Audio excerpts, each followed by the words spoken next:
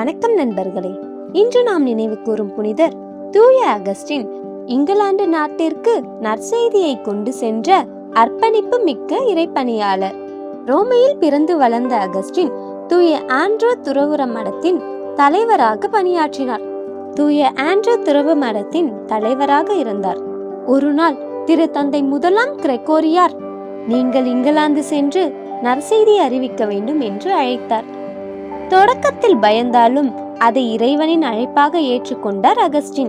40க்கும் மேற்பட்ட அருட்பணியாளர்களுடன் அவர் இங்கிலாந்து நாட்டிற்கு பயணம் செய்தார். அங்கு அரசர் எதல்பட்டை சந்தித்து இயேசுவின் அன்பை பற்றி எடுத்துரைத்தார்.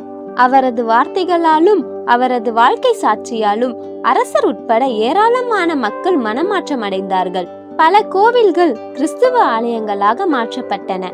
ஆயிரக்கணக்கானோர்கள் கிறிஸ்துவை அறிந்தார்கள். அதனால்தான் தூய அகஸ்டின் இங்கிலாந்தின் பாதுகாவலர் என்று அழைக்கப்படுகிறார். நண்பர்களே, இன்று நாமும் நற்செய்தியை அறிவிக்க அழைக்கிறோம். அதற்காக வெளிநாடு செல்ல வேண்டியதில்லை.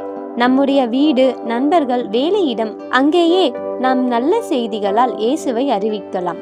ஒரு நல்ல வார்த்தை, ஒரு சிறிய அன்பு செயல், ஒரு மன்னிப்பு, இவைகளும் நற்செய்தி அறிவிப்பே. தூய அகஸ்டினை போல நாமும் இறைவனின் அன்பை உலகிற்கு எடுத்து சொல்வோம். தூய அகஸ்டினே, எங்களுக்காக வேண்டிக் கொள்ளும். ஆமேன்.